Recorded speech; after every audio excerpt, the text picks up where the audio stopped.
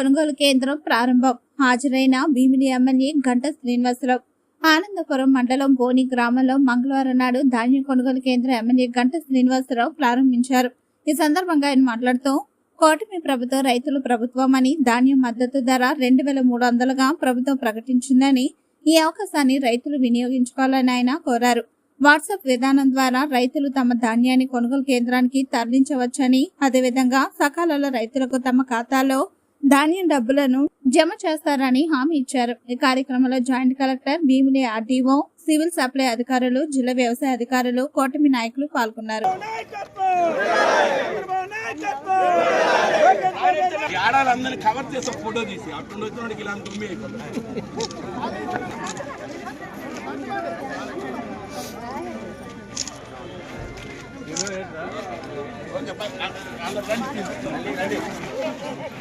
తప్పకుండా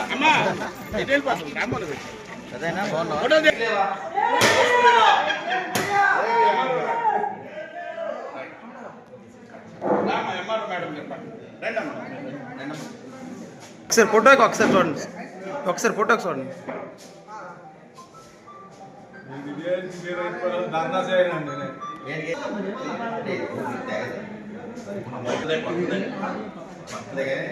అంటే చిన్నది కదా దానికి పవర్ రైట్.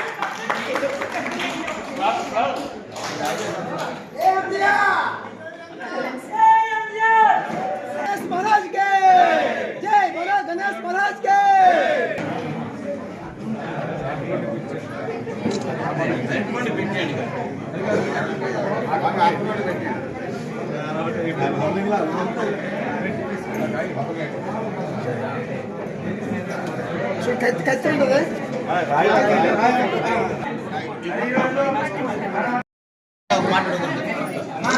ఎన్ని కేజీలు కోసుకుంటారు బస్తాని?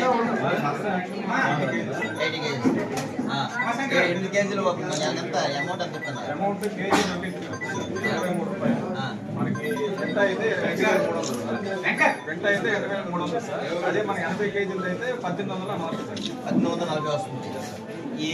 దీని కాస్ట్, దీని వెయిట్ ఎంత వేస్తున్నారు? బ్యాగ్ వీటికి 40 కేజీ కంటే ఇస్తున్నారు. బ్యాగ్ వెయిట్ బ్యాగ్ ఇది 500 గ్రామ్స్ సార్. బ్యాగ్ 500 గ్రామ్స్ మనకి ఇస్తున్నాం సార్. బ్యాగ్ రైతు పెట్టుకుంటే లేదంటే మనం ఇస్తున్నాం.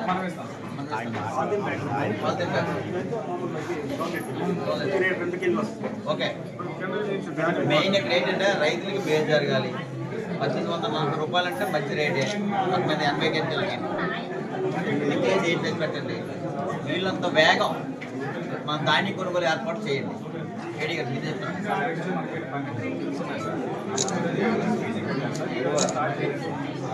As well as possible. ఏదైనా ప్రాబ్లం ఉంటే అందులో పెట్టండి, నేను మాట్లాడతాను.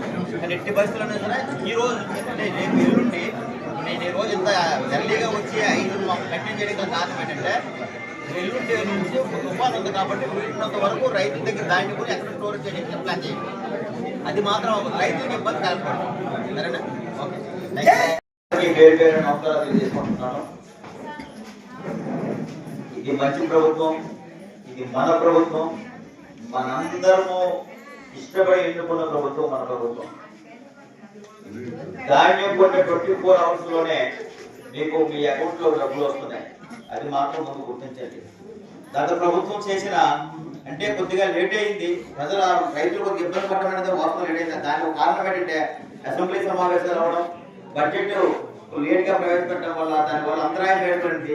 దానికి కారణం గత ప్రభుత్వం చేసిన అప్పుడు మీ అందరికీ తెలుసు. రైతులతో డబ్బులు గత ప్రభుత్వం మొన్నటి వరకు కూడా రైతులతో డబ్బులు 1450 కోట్లు ధాన్యం డబ్బులు ఇప్పుడు కూడా చాలా మంది రైతుల అకౌంట్లు పడకపోతే మన ప్రభుత్వం వచ్చిన తర్వాత మొన్ననే 1450 కోట్లు రైతుల అకౌంట్ లో డబ్బులు ఇవ్వాల్సిన ఏకైక సామాన్య విషయం కాదు. ప్రతిదీ అప్పులని మొత్తం తినేసాడు ఆయన. మరి రైతుల అకౌంట్ లో చాలా మంది రైతులు అడగండి, చాలా మంది బాధపడుతుంటే రైతే దేశానికి వెన్నుముక, రైతే గ్రామానికి పట్టుకోమని చెప్పి ఈ రోజు మనకి రైతే రాదని చెప్పి మన అకౌంట్ లో డబ్బులు ఇచ్చారు. గత ప్రభుత్వంలో జరగకూడదు, రైతులు అమ్మిన వెంటనే డబ్బులు వాళ్ళ అకౌంట్లోకి రావాలి. రైతులు సంవత్సరం మొత్తం కష్టపడి వచ్చిన ఫలసాయాన్ని అమ్మేటప్పుడు డబ్బులు అకౌంట్ లో రావాలని చెప్పి 80 కేజీల బస్తా 1840 రూపాయలు రేటు పెడుతూ మీకు 2 రోజులు 24 అవర్స్ లో మీ అమౌంట్ అంటే 48 అవర్స్ మీ అమౌంట్ మీ అకౌంట్ లోకి వస్తుంది. మీకోసం ఆలోచిస్తున్నారు. అదే కాదు, ఇప్పుడే ఎప్పుడు కొన్ని కాదు స్కీమ్లు వస్తాయి.